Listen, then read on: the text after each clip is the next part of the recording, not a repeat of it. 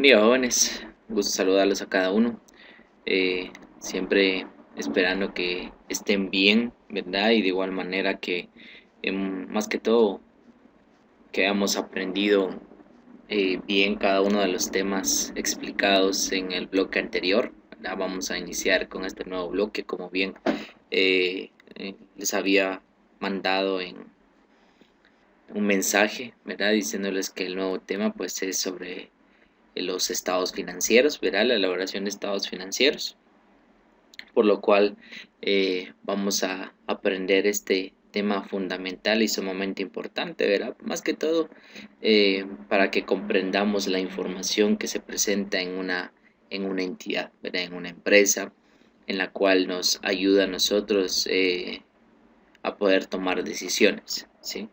Ahí sí que siempre desde un inicio de año les mencionaba que todo siempre tiene una secuencia, ¿verdad? Espero que no se les haya olvidado cómo realizar partidas, analizar cada uno de los mismos, ¿sí? Entonces, para ello, pues voy a iniciar con el primer archivo que les envié, que es el objetivo de los estados financieros, ¿sí? Ustedes, consejo, pues ya lo habrán leído, así que yo solamente voy a explicar parte de una reseña del mismo para poder avanzar rápidamente. Dice, el objetivo de los estados financieros es suministrar información acerca de la situación financiera, desempeño y cambios en la posición financiera. Se pretende que tal información sea útil a una amplia gama de usuarios al tomar decisiones económicas. Los usuarios de los estados financieros pueden ser los inversionistas, socios, los empleados, los prestamistas, los proveedores, los clientes, el gobierno y público en general. Aquí nos está dando a conocer de que la información financiera, ¿verdad? Esa información que se genera de una entidad, de no solamente la parte económica, ¿verdad? Quizás cuando hablamos de económico o economía, quizás nos enfocamos un poquito más a lo que es el dinero, ¿verdad? No sé qué es lo que viene a la mente de ustedes si le dicen economía, qué es la economía o lo económico, ¿verdad? Por mi parte digo, bueno, el dinero, ¿verdad?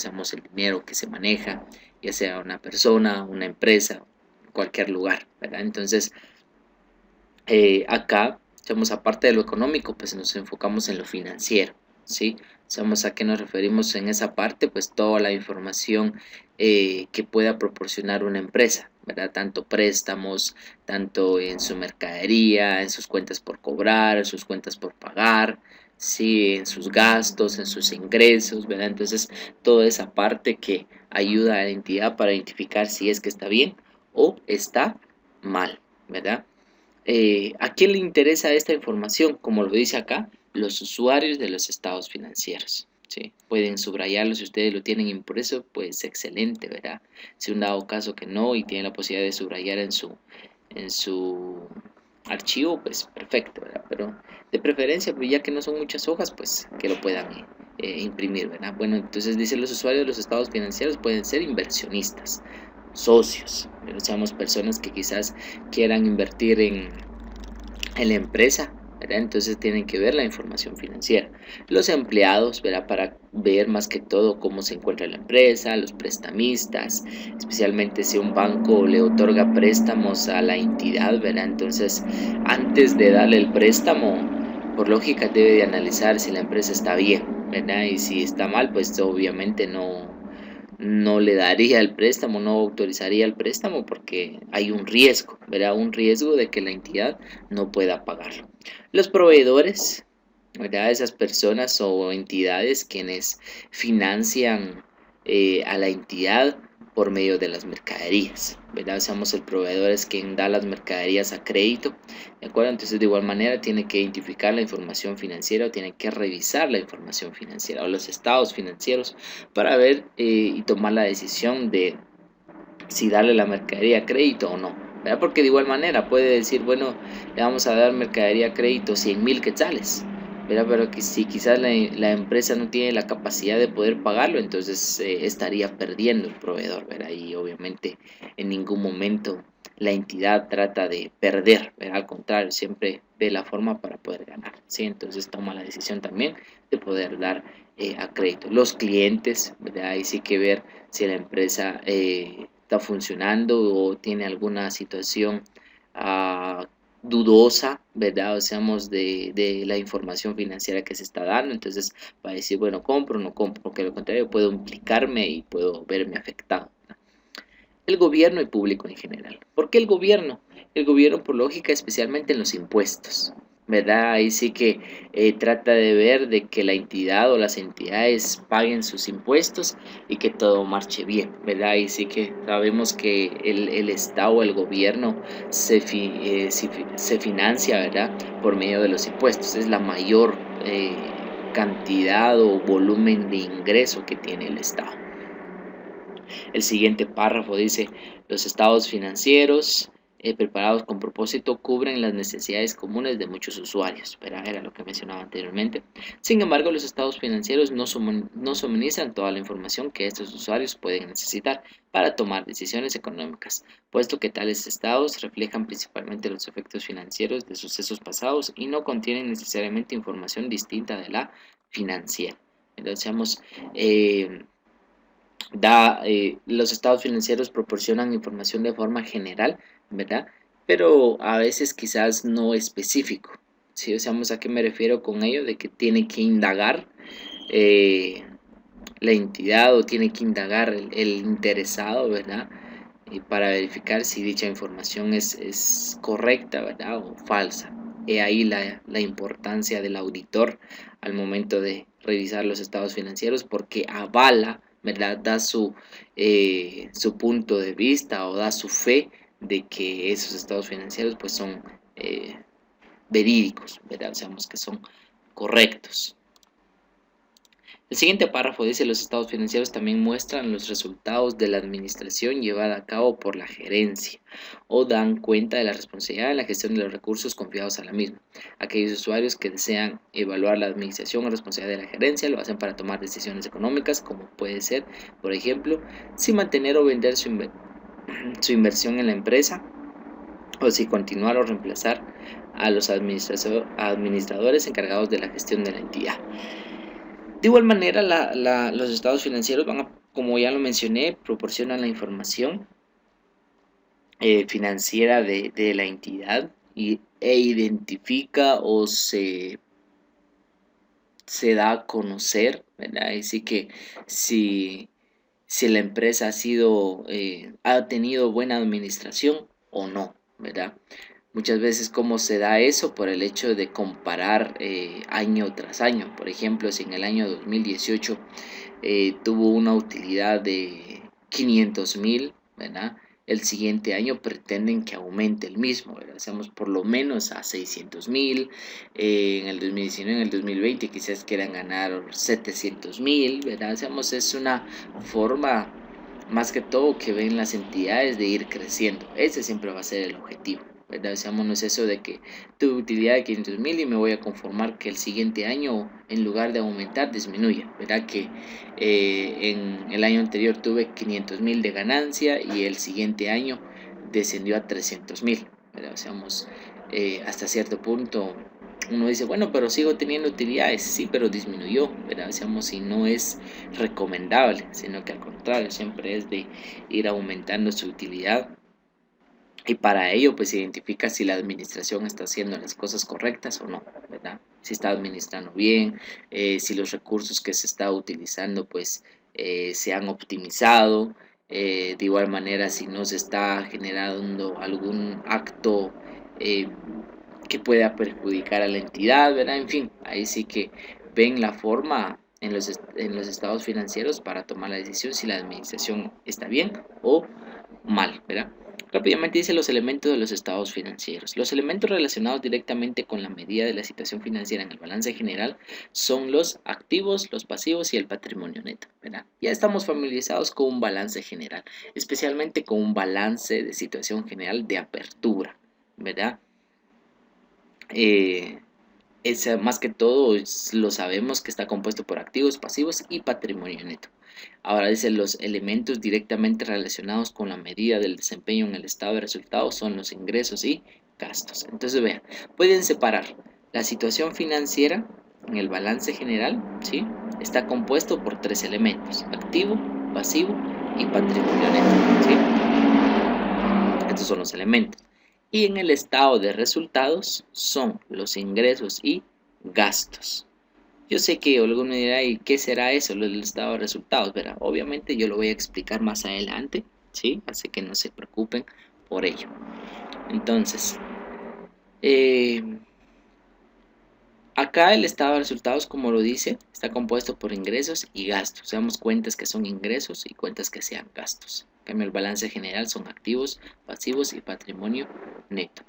Dice, la presentación de los elementos precedentes, tanto en el balance general como en el estado de resultados, implica un proceso de subdivisión. Por ejemplo, los activos y pasivos pueden ser clasificados según su naturaleza o de acuerdo con su función en la entidad empresarial, a fin de presentar la información de la forma más útil a los usuarios para los propósitos de toma de decisiones económicas. Simplemente aquí nos da a conocer de que dependiendo de qué es lo que quiere ver la entidad, así hará la estructura de su estado financiero. Si quiere enfocarse en sus activos corrientes o en sus activos no corrientes, bueno, va a depender de eso al momento de realizar su balance general, ¿sí? Dependiendo de qué es lo que persigue o qué es lo que busca identificar. Bien, acá tenemos conceptos de activo, pasivo, patrimonio neto, ingresos y gastos. Un detalle acá es más que todo que estos conceptos, ¿verdad? Hemos tenido conceptos de decir o se nos ha enseñado y obviamente es una forma fácil de comprender, de que se nos ha dicho, hasta yo mismo les he mencionado, era un activo, bueno, son todos los bienes y derechos que tiene una empresa, ¿verdad? Así de forma fácil, rápido, sin complicarnos la existencia, ¿verdad? Pero si buscamos un concepto más secular, podríamos decir, o más profesional, ¿verdad? Según las normas de contabilidad o normas internacionales de contabilidad, que así se les conoce, ¿sí? Nos da conceptos de lo que es un activo y los otros elementos de los estados financieros. Si decíamos ahí sí que la norma nos da un concepto más sofisticado, ¿de acuerdo? Entonces, ¿qué dice que es un activo? Aquí está, vean. La norma dice que un activo es un recurso controlado por la entidad como resultado de sucesos pasados, del que la entidad espera obtener en el futuro beneficios económicos. Se nos da ese concepto cuando vemos por primera vez contabilidad. Creo que aparte de que para algunos quizás consideran que sea difícil, pues al ver ese concepto creo que la dificultad aumentaría más, ¿verdad? Entonces por eso es que no se da un concepto así, pero ahora pues yo considero que tenemos la capacidad de manejar un concepto de esta manera. ¿Qué es un activo? Como lo dice ahí, es un recurso controlado por la entidad, ¿verdad? Seamos, es algo que la entidad controla, ya sea el efectivo, su mercadería, sus activos fijos como equipo de computación, mobiliario, vehículos, pensamos, todo eso son recursos controlados por la entidad. Y como dice, como resultado de sucesos pasados. ¿Por qué razón como resultado de sucesos pasados? Porque llega un momento en el que la adquisición queda en el pasado. Seamos, por ejemplo, el vehículo lo adquirimos el 1 de enero del 2020 o de este año, ¿verdad? Seamos, fue un suceso pasado, pero el activo existe, persiste en la entidad, ¿verdad? No es eso de que sucedió y se acabó y ya no sabemos nada más de eso, no, sino que se adquirió el vehículo y está siendo controlado y utilizado por la entidad, ¿verdad? Un suceso pasado.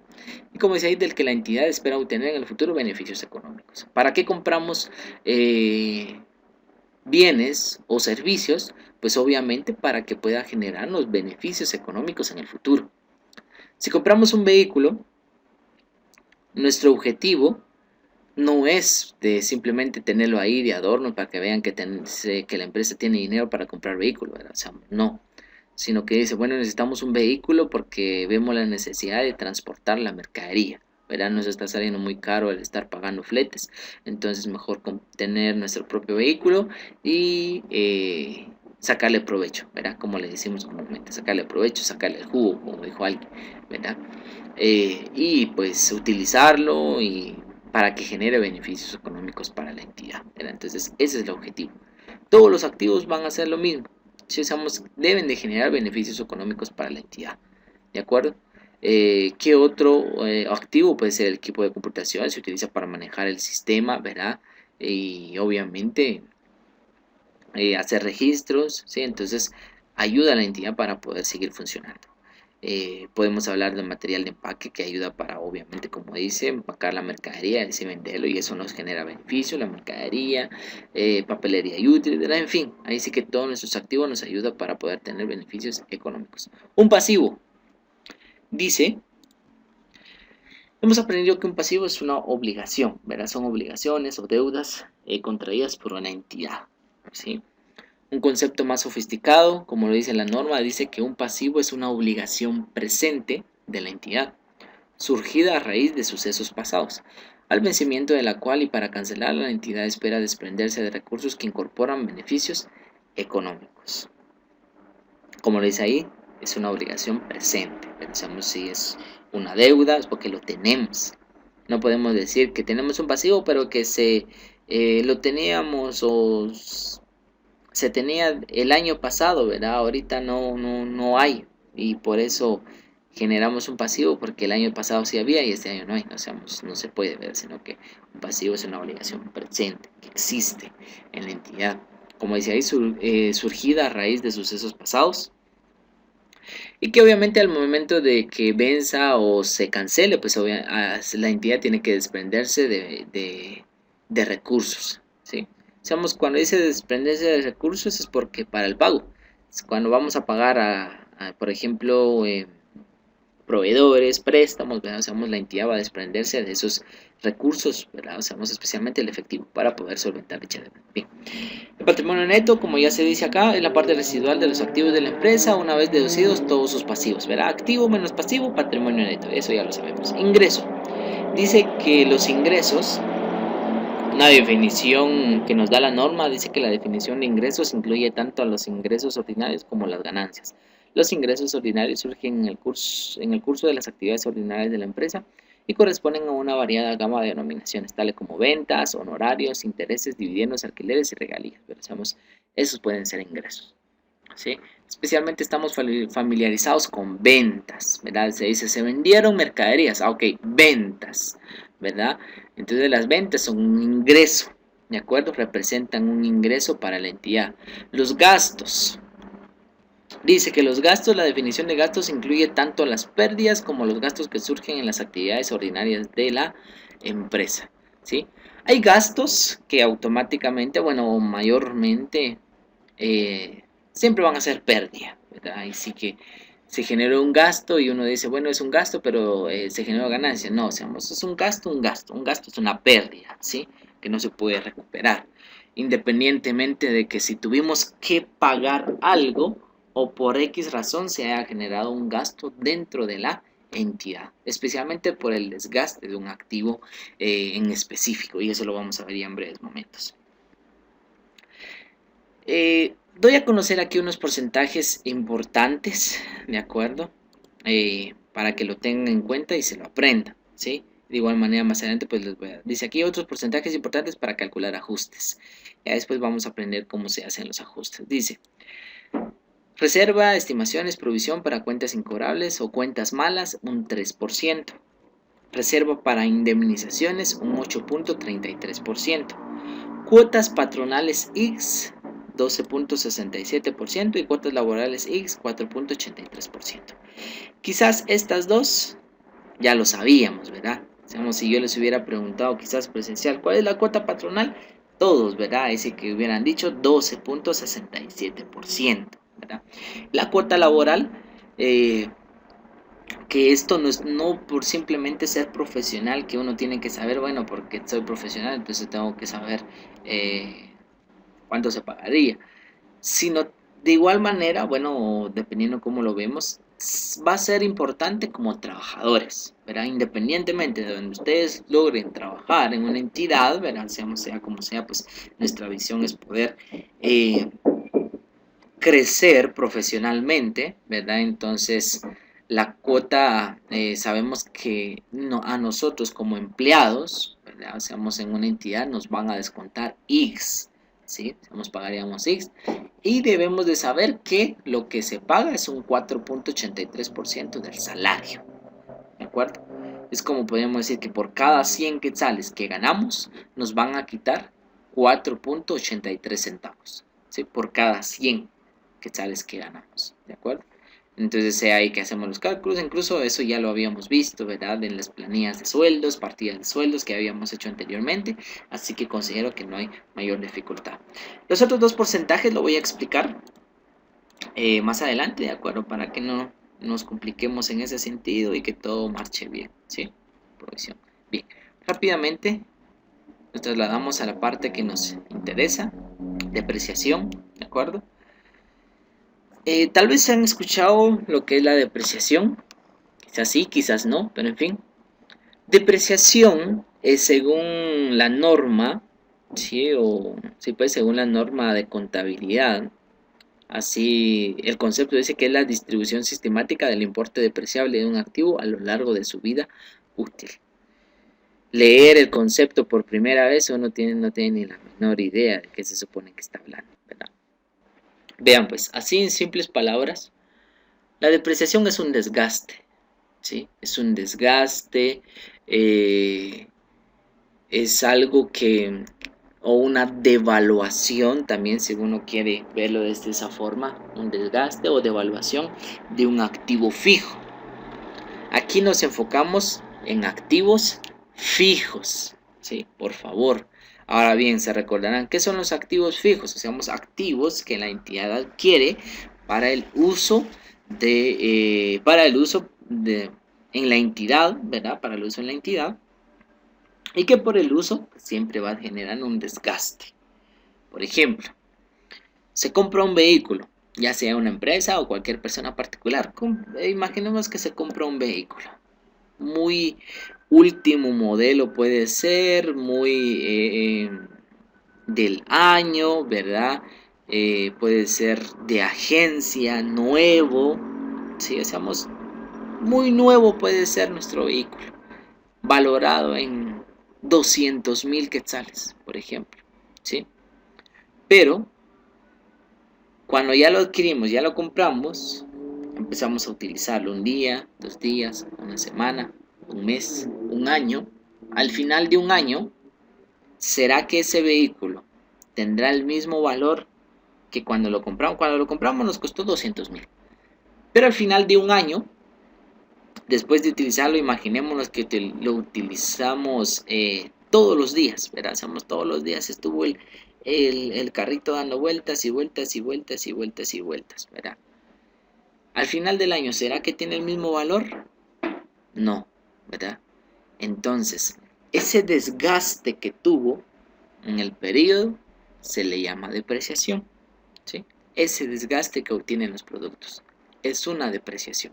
Se deprecia, como dice ahí, se deprecia, se devalúa, es el desgaste, verá como queramos llamarlo, ¿de acuerdo? Entonces, eso es, si lo vemos desde ese punto de vista, es el importe o cantidad de desgaste que tiene, ¿sí? Entonces uno puede preguntarse, ¿y cómo se supone que uno puede darle el valor a un desgaste? ¿Verdad? Uno dice, bueno, ¿cómo puedo decir que este desgaste que tiene un valor de 1,000 o 2,000 o 5,000 o 10,000, ¿verdad? Para ello, pues la ley determina cuántos en porcentaje que se va deteriorando año con año, ¿de acuerdo? Bien. Dice que la depreciación es la distribución sistemática del importe depreciable de un activo a lo largo de la vida útil. Importe depreciable es el valor, podríamos decir, o la cantidad al que nosotros vamos a quitarle la depreciación, ¿sí? O calcular la depreciación. Una vida útil, más que todo, es el tiempo en el que va a durar un activo en la entidad, ¿de acuerdo? Es el tiempo que va a durar el activo. Importe depreciable, aquí ya nos da un concepto de qué es el importe depreciable. Dice, es el costo de un activo u otro importe que lo haya sustituido menos su valor residual. Cuando dice el costo, seamos el valor que se adquirió del activo sin tomar en cuenta el IVA, ese es el costo, ¿sí? Menos el valor residual. Cuando dice un valor residual, ya más adelante vamos a identificar qué es un valor residual y vamos a ver el siguiente para que así vayamos en sintonía. Importe en libros, dice, es el importe por el que se reconoce un activo Importe que se reconoce un activo una vez deducida la depreciación acumulada y las pérdidas por deterioro del valor acumulado. Este es el importe en libros o valor en libros. ¿Qué es un valor en libros? Vean pues, un valor en libros hasta cierto punto lo podemos identificar como el valor real que tiene un activo. ¿Cómo identificamos eso? Por ejemplo, tomemos el mismo ejemplo del vehículo, un vehículo que lo compramos en 200,000.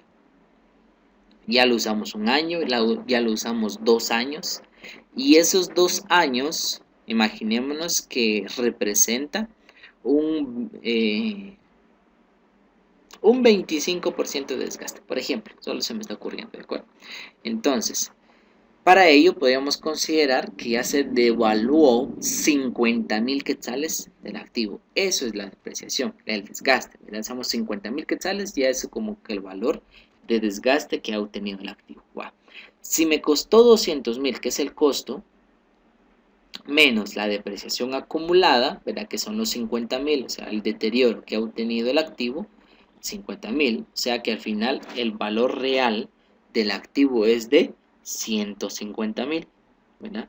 Eso es el valor en libros, del costo menos el desgaste que haya obtenido. ¿Sí? Ese es el valor en libros.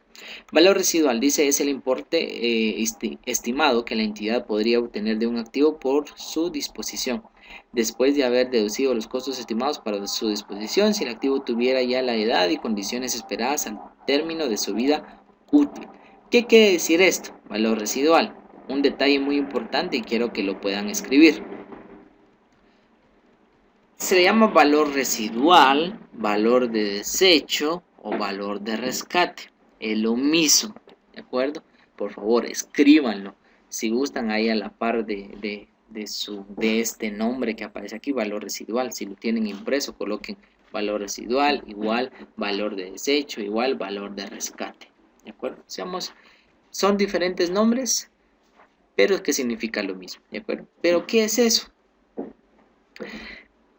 Hacer en conclusión, el valor residual es como que el valor de compensa o de recompensa, ¿sí? Como que el último valor que yo puedo obtener por mi activo, ¿de acuerdo? De cuánto yo puedo recuperar de mi activo. ¿A qué me refiero con eso? Tomemos el mismo ejemplo del vehículo. Imaginémonos que el vehículo lo compramos en 200,000 en el 2005, ¿sí? 2005. Ya lo utilizamos desde el 2005, 2006, llegamos al 2010, 2015, ahorita ya estamos en el 2020, ¿verdad? Entonces, llega un momento en el que el activo se deprecia totalmente, según porcentajes o según el valor, ya el vehículo ya no se puede, ya no se puede utilizar, ¿verdad? Ya lo desgastamos, ya lo utilizamos demasiado, ¿verdad? Entonces, ahora consideramos que al final de que termine, podríamos decir, como la vida útil del vehículo, ¿verdad? Cuando ya no funcione, ¿verdad? O por X razón, pues lo vamos a desechar, ¿verdad? Eh, ya sea que lo desechemos o lo vayamos a vender, como sea que surja, ¿verdad? Entonces, nosotros como que contemplamos en cuánto podría valer nuestro vehículo. Incluso puede existir la probabilidad de que por X razón ya no funcione nada, entonces lo tengamos que vender como repuestos, ¿verdad? O chatarra, ¿verdad? Nuestro vehículo. Entonces consideramos que aunque quizás lo compramos en 200,000, pero al final, después de todo el uso de la vida útil, logremos recuperar unos 5,000 quetzales, por ejemplo, ¿verdad? 5,000 quetzales. Entonces, ese es el valor residual, ¿de acuerdo? Lo que nosotros consideramos que vaya a valer o vayamos a recuperar de ese activo, ¿sí? Estamos en el 2005, lo compramos en 200,000, entonces después dijimos, bueno, después de toda la vida útil, después de todo el uso que le vamos a dar, al final de todo, quizás valga unos 5,000 quetzales, ¿verdad? Ese es el valor residual, ¿de acuerdo? Lo que considera la entidad que podría valer el activo después de la vida útil. Y como vida útil ya habíamos hablado de qué trataba, dice que hay dos incisos. La vida útil es, dice, el periodo durante el cual se espera que la entidad utilice el activo. Un periodo. ¿Por qué dice un periodo? Porque puede ser 5 años, 6 años, 10 años. Verá, uno dice, bueno, compramos este vehículo y consideramos que va a durar a la empresa 10 años. Verá, esa es la vida útil. Un periodo. Seamos los periodos en el que considera la entidad que pueda permanecer en la empresa. Ese es uno. Y dos, o el inciso B, dice el número de unidades de producción o similares que se espera obtener del mismo por parte de una entidad. Esto se da especialmente en dos casos determinados. Por ejemplo, en una maquinaria. ¿Sí? Una máquina. Seamos una entidad que tiene máquinas para producir, ¿verdad? O crear o fabricar, como guste. E imaginémonos así rápidamente una máquina que fabrica chocolates, ¿sí? Barras de chocolates. Entonces la máquina consideramos que tiene la capacidad o la vida útil de producir 2 millones de barras de chocolate, ¿sí? Consideramos que eso es lo que puede producir la máquina. Que después de esos 2 millones, ya la máquina pues ya no va a funcionar, ya no va a servir, ¿sí?